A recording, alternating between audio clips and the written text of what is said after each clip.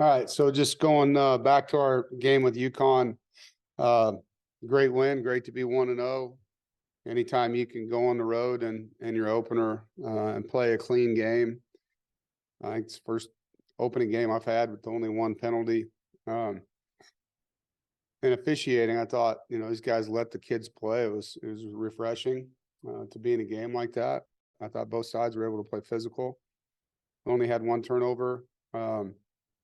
It was a stop on down. So, nothing on offense, turnover wise, +1 in the turnover margin with 200 yards rushing. So, if you talk about going on the road, only having one penalty, not turning the ball over, and having 200 yards rushing, that's a great recipe for winning. And like many openers, it was a game of adjustments. UConn is a much improved team. I thought their staff did a nice job, not only recruiting, but developing their players, and did a lot of new things in that first quarter on offense. And defensively, felt like we adjusted well after the first drive. And it was a good line of scrimmage game. I thought UConn's front, their offensive line was big, experienced. Defensive line was all returning starters, big, experienced guys.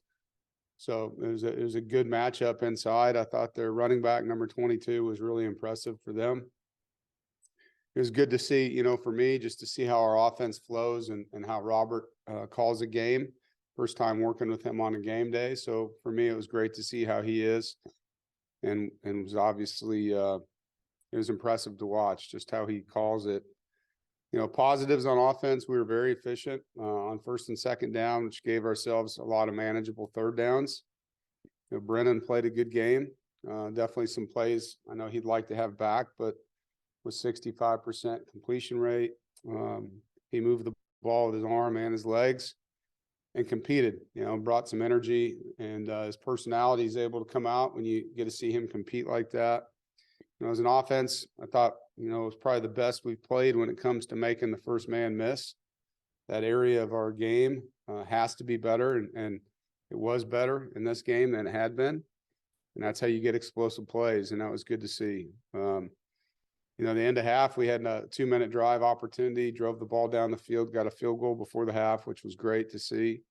I thought our backs, played a lot of guys in the backfield. They all ran the ball hard, took care of the football, and were productive. A lot of guys touched the ball. He spread the ball around, got a lot of guys involved. And we started the game fast with a touchdown. It was a great response after giving up a touchdown on the opening drive defensively. Negatives, we were stopped on short yardage twice in an area that we pride ourselves in and need to be better. Did a couple good things in short yardage, a couple bad things. So we got to get better there. The drive killers in the game, we had a couple drops, a couple times we could have been more accurate, and one where we just missed a throw. But definitely those areas can improve.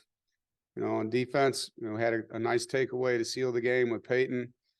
Like I said, I think after the first series, we settled in. The next 5 possessions were punts by UConn, had 3 3-and-outs, 2 sacks, forced fumble by Red Hibbler. And for the first game compared to a year ago, I thought we tackled much better in the opener. I think our things we learned from last year's opener and applied to this year's training camp were good decisions.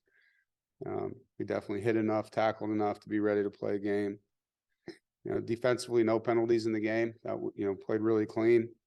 Negatives, gave up an explosive play for a touchdown on the long run, and obviously good job by them. But for us, a couple guys out of their gaps. They had a good motion where we adjusted and didn't get the proper depth at safety, which put us in a bad position to get the guy down as an overlap player. So definitely a play we can learn from, and disappointed that it occurred. On special teams, I thought Julian Gray really returned the ball well. He was hard to tackle. He was explosive, set up the offense twice with good returns.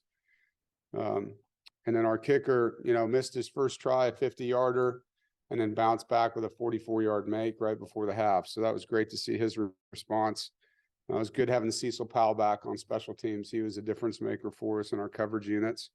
So now, opportunity to come home and play a game against a great opponent, 12 o'clock kick. And I know that's not anything people are excited about. It is what it is.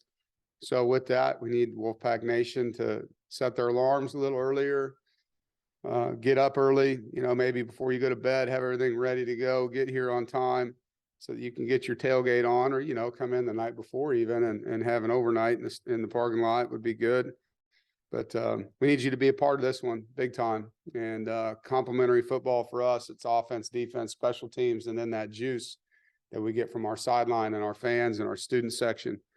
And so we're excited for you to see the new Jumbotrons, hear the new sound system. I think both of those things are going to add to our game day environment, which is already electric as it is. And so excited to get back into the Carter. For us as a team, we're going to stress the details and the fundamentals. Like, this is a game, it's going to be a physical game, playing against a really good team.